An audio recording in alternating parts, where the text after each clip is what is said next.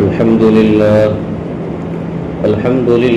نحمده ونستعينه ونستغفره ونؤمن به ونتوكل عليه ونعوذ بالله من شرور أنفسنا ومن سيئات أعمالنا من يهده الله فلا مضل له ومن يضلله فلا هادي له ونشهد أن لا إله إلا الله وحده لا شريك له ونشهد أن سيدنا وسندنا وحبيبنا وشفيعنا ومولانا محمدا عبده ورسوله أما بعد فأعوذ بالله من الشيطان الرجيم بسم الله الرحمن الرحيم محمد رسول الله والذين معه أشداء على الكفار رحماء بينهم تراهم ركعا سجدا يبتغون فضلا من الله ورضوانا سيماهم في وجوههم من أثر السجود ذلك مثلهم في التوراة ومثلهم في الإنجيل قال النبي صلى الله عليه وسلم لو كان بعدي نبي لكان عمر وقال النبي صلى الله عليه وسلم جعل الله الحق على لسان عمر وقلبه أو كما قال عليه الصلاة والسلام. واجب الاحترام بزرگوں، عزیزوں، غیور نوجوان دوستوں، بھائیوں،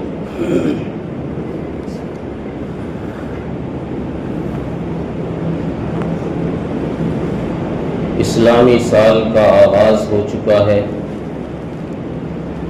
ماہ محرم شروع ہو چکا ہے.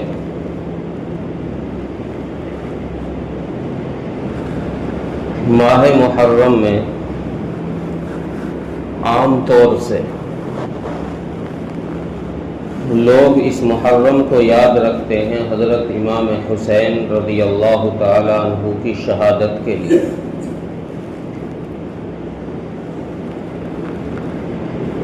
حالانکہ محرم بڑا باعظمت مہینہ ہے اور جن 4 مہینوں کو اللہ تبارک و تعالی نے شروع دن سے عظمت بخشی ہے، جس دن سے آسمان اور زمین کو بنایا ہے، اسی دن سے اللہ تبارک و تعالی نے 4 مہینے مکرم، محترم، باعظمت، باوقار، شان والے مہینے بنائے. ان میں ایک مہینہ محرم کا ہے.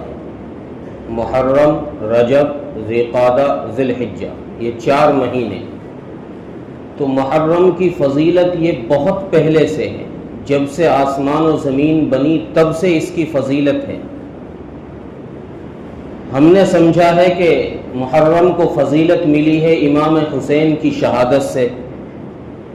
امام حسین کی شہادت سے محرم کو فضیلت نہیں ملی. محرم کی فضیلت پہلے سے ہے، بلکہ امام حسین رضی اللہ تعالی عنہ کی شہادت اس مہینے میں واقع ہوئی. اس سے امام حسین کی شہادت کا مقام اور بڑھ گیا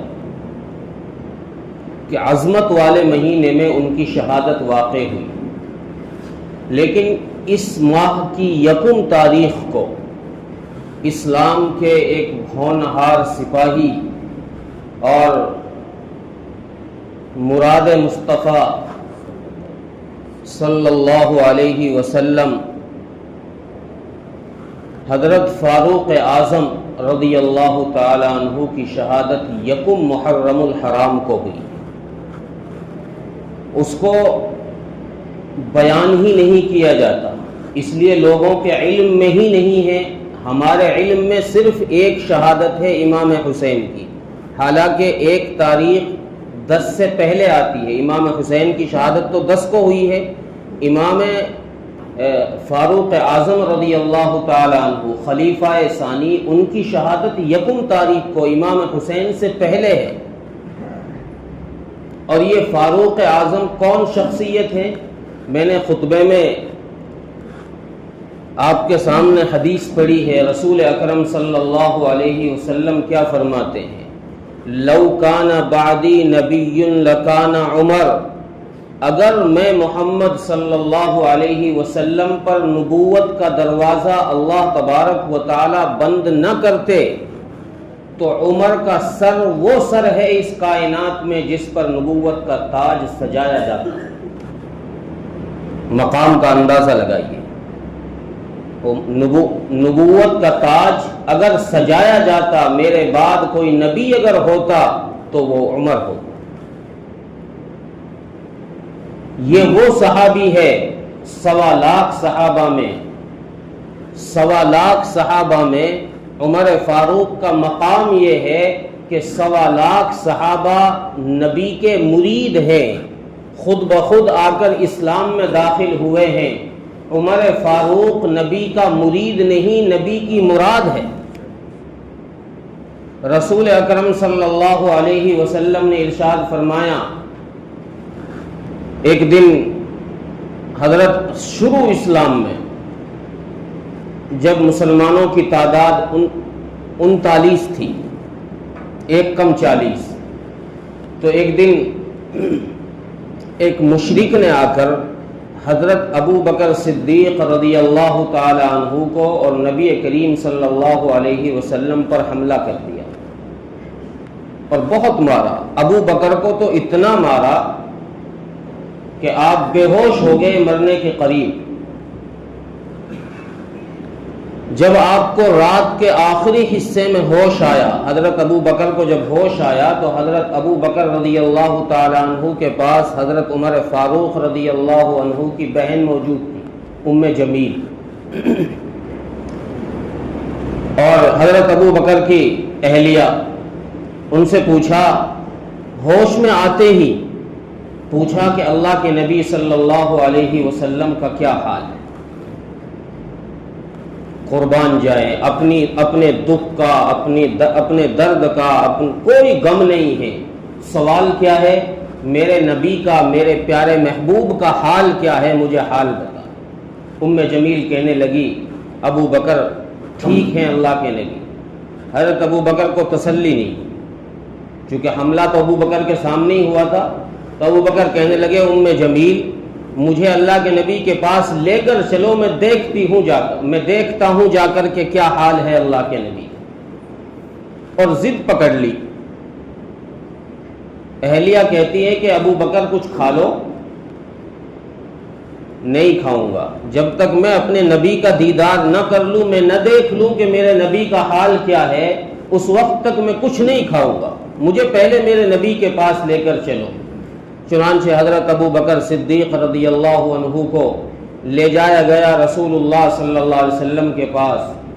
اللہ کے نبی کا حال چال پوچھا، اللہ کے نبی نے ابو بکر کا حال دیکھا، ترس آیا، اللہ کے نبی کو ترس آیا۔ رسول اکرم صلی اللہ علیہ وسلم نے اللہ کے دربار میں جھولی پھیلا دی، ہاتھ اٹھائے اللہ کے سامنے اور فرمایا، اللہم اعز الاسلام بعمرین وعمر ابن ہشام وعمر ابن الخطاب۔ اے اللہ، 2 عمروں میں سے ایک دے کر کے اسلام کو عزت بخش دے، اور اگر مجھ سے پوچھے، میں محمد الرسول اللہ کی چاہت ہے کہ عمر بن خطاب کو ہمیں دے۔ یہ دعا رسول اکرم صلی اللہ علیہ وسلم نے کب کی؟ بدھ کی رات میں، یعنی اسلامی تاریخ کے اعتبار سے تو جمعرات کی رات بنتی ہے وہ، تو اس رات میں یہ دعا کی۔ اگلے دن اللہ تبارک و تعالیٰ نے دعا کو قبول فرمایا اور عمر خطاب رضی اللہ تعالی عنہ کو اللہ تبارک و تعالیٰ نے ایمان کی دولت سے مالا مال فرمایا۔ حضرت عمر جب ایمان لے کر آئے تو مسلمانوں کی تعداد 40 ہوئی ہے، 40 کی تعداد ہے۔ اگر ترتیب سے دیکھا جائے تو عمر کا نمبر 40واں بنتا ہے۔ آپ سے پہلے 39 ایمان لا چکے ہیں، آپ 40ویں نمبر پر ہیں، تو ترتیب سے 1 2 3 4 تو آپ کا نمبر 40واں بنتا ہے۔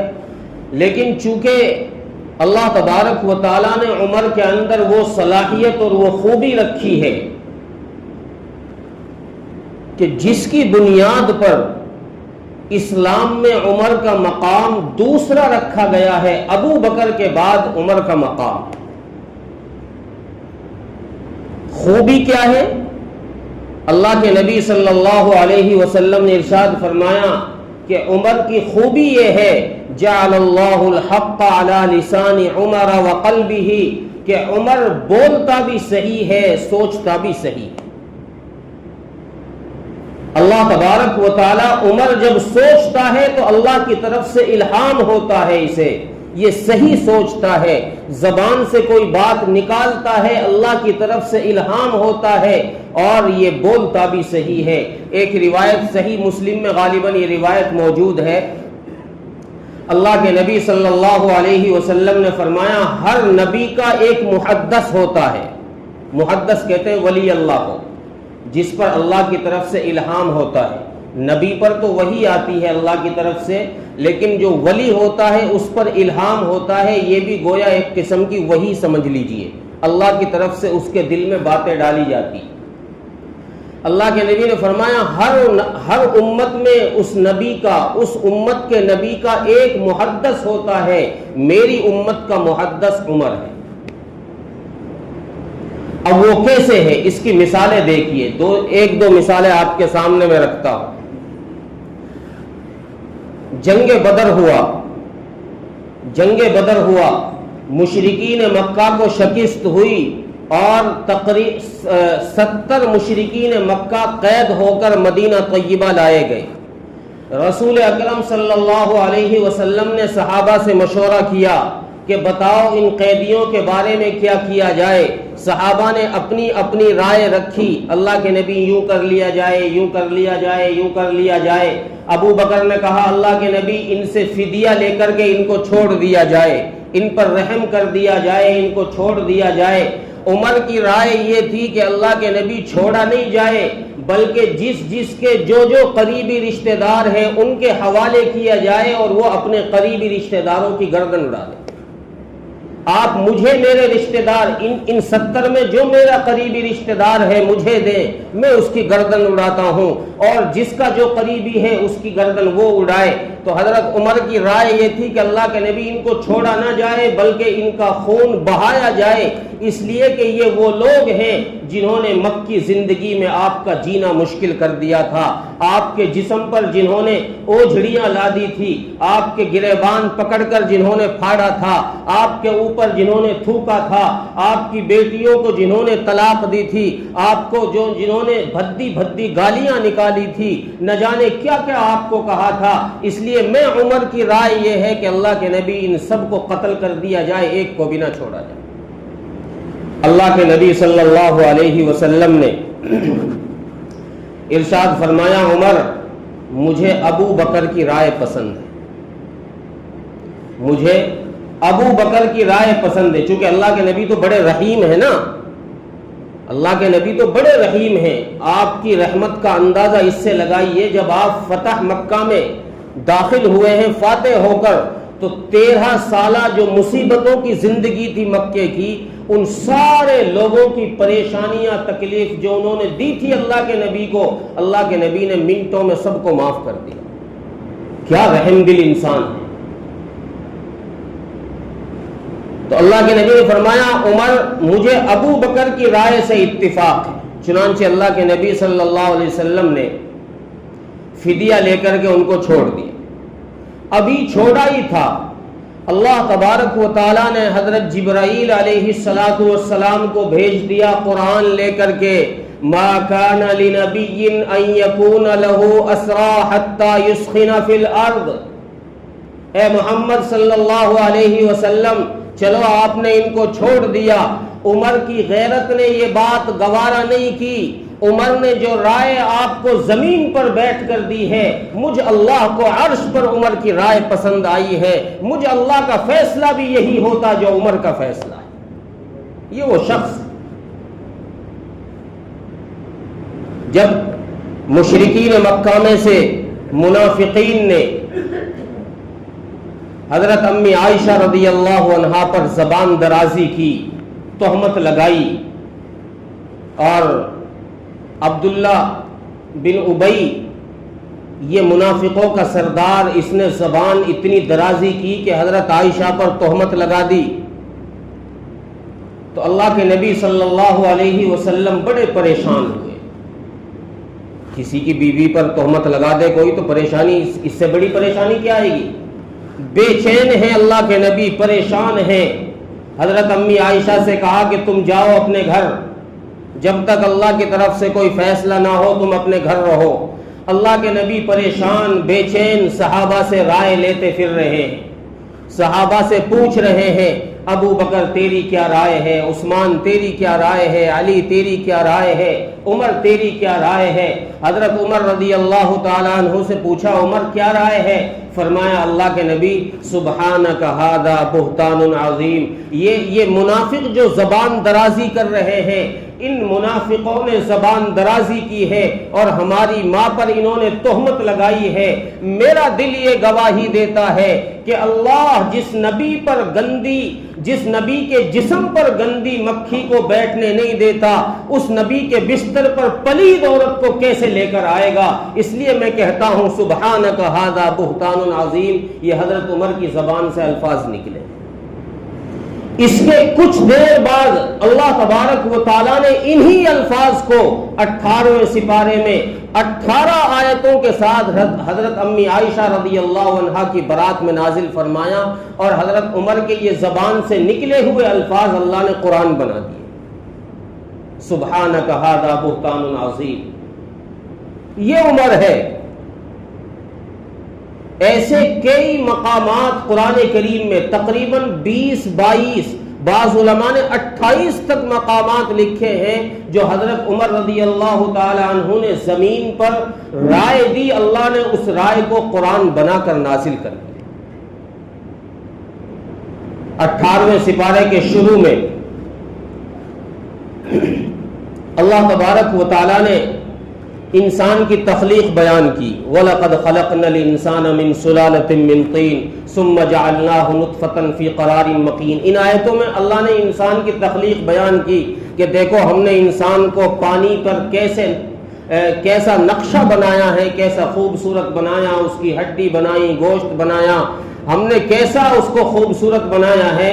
تو حضرت عمر رضی اللہ عنہ کے سامنے جب یہ آیت آئی تو حضرت عمر کی زبان سے نکلا فَتَبَارَكَ اللَّهُ أَحْسَنُ الْخَالِقِينَ، میرا اللہ کیسا بابرکت ہے جس نے اتنا حسین خوبصورت انسان پیدا کر دیا۔ حضرت عمر کی زبان سے یہ الفاظ نکلے، اللہ نے انہی الفاظ کو قرآن بنا کر بھیج دیا جبرائیل امین کو لے کر کے جاؤ یہ لکھ دو قرآن۔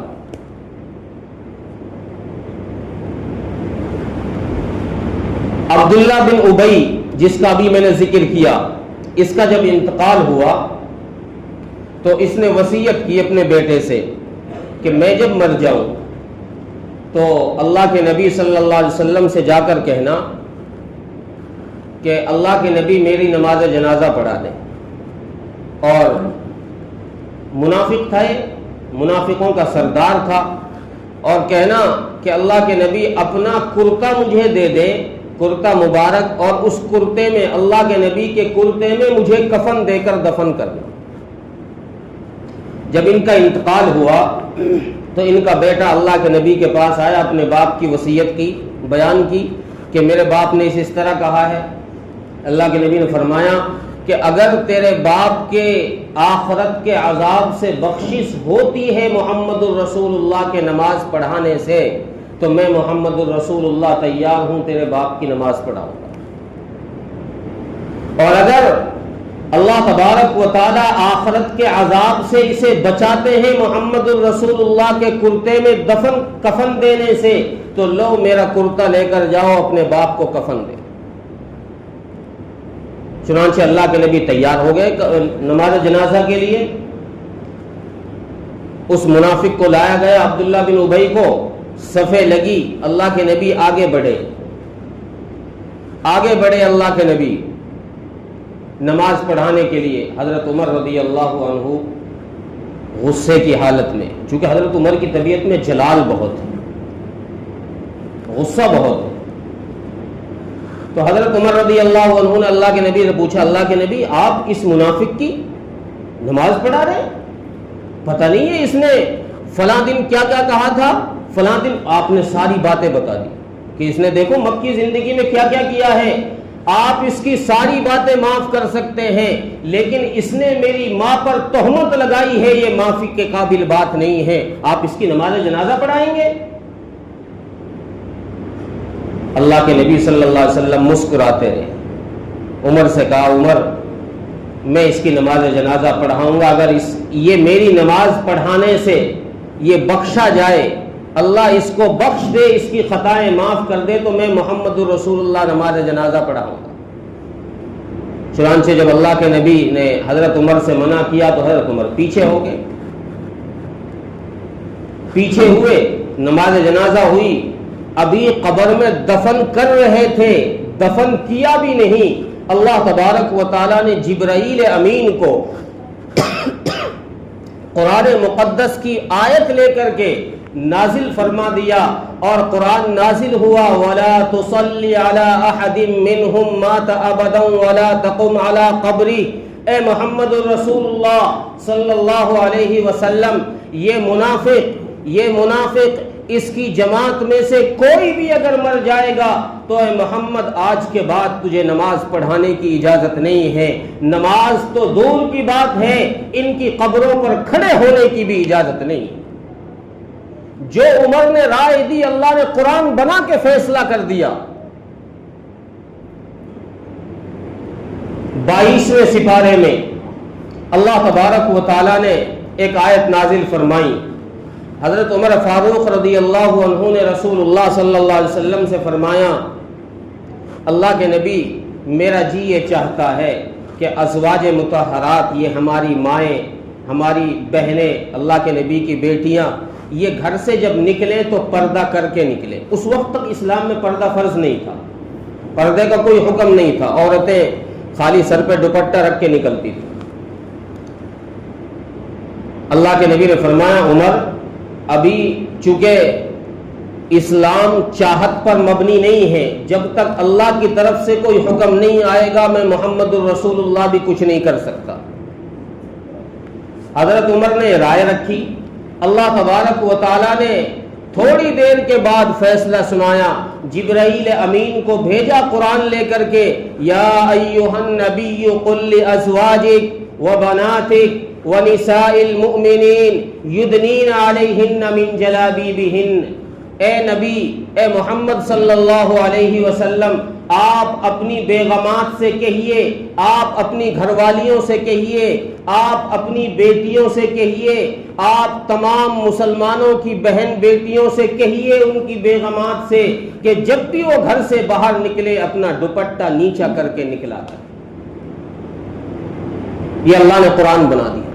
ایسے 22 مقامات ہیں قرآن کریم میں, اور تقریباً 50 آیات ہیں جو حضرت عمر رضی اللہ عنہ کے رائے پر اور الفاظ پر نازل کی گئی. یہ وہ شخصیت ہیں, اور میں سناتا آپ کو لیکن وقت نہیں ہے.